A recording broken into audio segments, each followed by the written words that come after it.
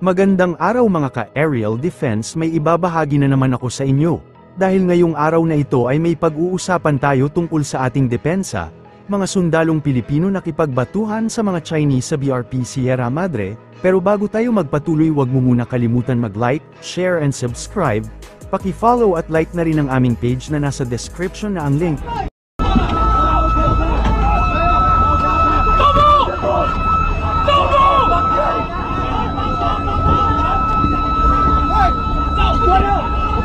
Medyo. Tali!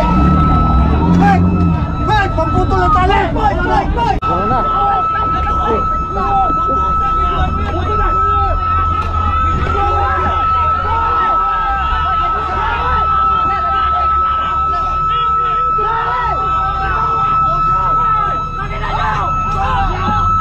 Picturean! Oh.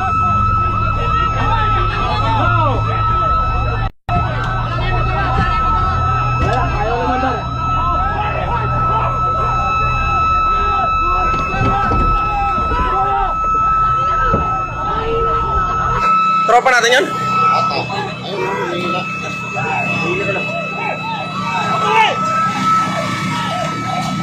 Ito yung daliri ni Sarge. Sino? Nandun? Yung nandyan?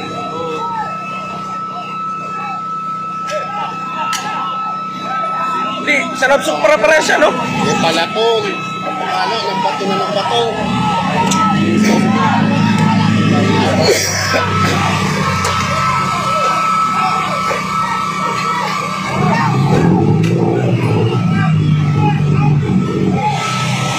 Oh, buta, nagbabato ka na, oh. Kapatuan na ng bato.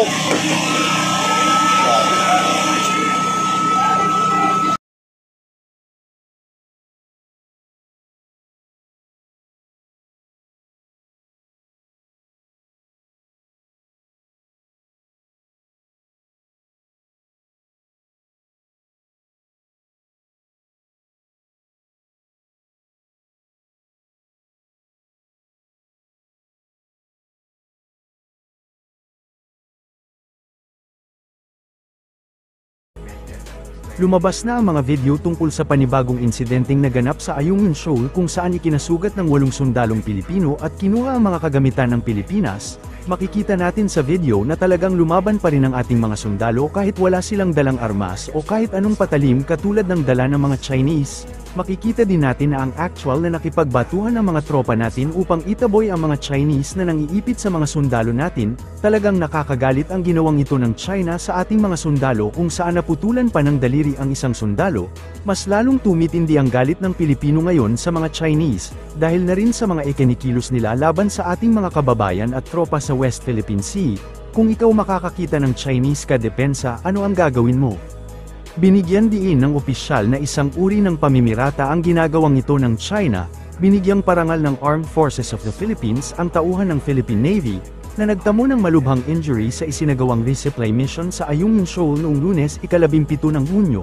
Iginawad kay Seaman First Class Jeffrey Fecundo ang Wounded Personnel Medal mula kay AFP Chief Romeo Bronner Jr., na personal na binisita ang bedridden na Navy personnel. Sinabihan naman ni Bronner ang nasugatang Navy personnel na magpagaling at huwag mawawalan ng pag-asa at nakahandaan niya silang magbigay sa mga kailangan nito. Pinasalamatan naman ni Fecundo ang AFP sa iginawad sa kanyang medalya, subalit tumanggi itong sagutin ang katanungan ng kawani ng media kaugnay sa natamo nitong injury na naputulan ito ng daliri, at kung ano ang nangyari sa kasagsagan ng kanilang resupply mission dahil hindi ito autorisadong magsalita hinggil sa insidente. 5 dated 18 June 2024 for having been seriously wounded while carrying out rotation and repositioning mission to the BRP Sierra Madre LS-57 at Ayungin Shoal, West Philippine Sea on 17 June 2024 while on board the NAVSOG rigid hull inflatable boat Reef Number 1.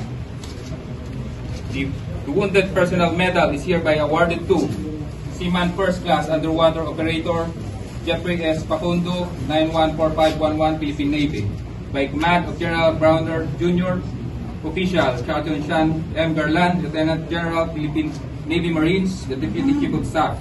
Signed, Bernardo R. Cortez Jr., Brigadier General, Philippine Army, the Adjutant General. Sabi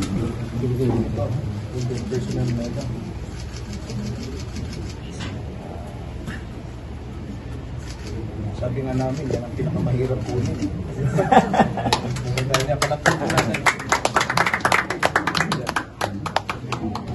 So, magpagaling ka. Huwag ka mawalan ng pag-asa. At nandito si Kuwait. Kuwait, kung may mga kailangan ka, sabihin mo lang. Of course, nandito sa commander ng Basco. Sabihin mo lang, may problema. Bukas at handa naman ng magiting na sundalo na bumalik sa misyon nito sa West Philippine Sea, kahit na nagtamo ng malubhang sugat sa nangyaring gitgitan ng Pilipinas at China. Okay lang. Pagaling. Pag gumaling ka pa, may balak kang bumalik? Sir, saan sir? Basta order tayo. Okay. Very good. Very good. So maganda yung attitude na yan. Yan. Gusto naman kaya sa yung... Si Iko, nandito lang pala. Gusto yung pag-asikaso ng Halika. Coast Guard sa inyo. Nandito ang ating Coast Guard Commandant. Sila yung nag-rescue sa inyo. Oo. They provided sir yung... Si Coast Guard ang nag-rescue sa ating mga wounded personnel. Sila rin nagbigay ng first aid, first treatment. First treatment. Sama-sama tayo. Again, so pagaling ka lang. Pagaling ka. Okay? Tinawag ng Departamento ng Depensa ng Estados Unidos na provocative ang pag-uugali ng China sa West Philippine Sea, na nagbabala na maaari itong lumala pa sa mas maraming karahasan. Binatikos ni Pentagon Press Secretary Major General Pat Ryder ang China sa pinakahuling insidente ng pagrampa sa West Philippine Sea, na ikinasugat ng 8 Filipino servicemen, na may isa na naiulat na naputulan ng daliri. Muling iginiit ni Ryder na patuloy na maninindigan ang US kasama ang Pilipinas. Obviously very concerning reports. In terms of the specifics as it relates to the Filipino sailors, I'd refer you to the Philippine government for additional details. And you've heard others within the U.S. government say this. This kind of behavior is provocative, it's reckless, it's unnecessary, and as you highlight, it could lead to something bigger and more violent. And so we're going to continue to stand with our Philippine allies. We condemn the escalatory and irresponsible actions by the PRC to deny the Philippines from executing a lawful maritime operation in the South China Sea. And as you've heard Secretary Austin and others say, the Philippines' rightful legal maritime claims must be protected. Para sa mas madaming update tungkol sa ating depensa, paki-follow at like muna ng aming page na nasa description na ang link. Huwag mo na rin kalimutan mag-like, share and subscribe. Pindutin mo na rin ang bell para updated kayo sa aking mga bagong video. Maraming salamat po.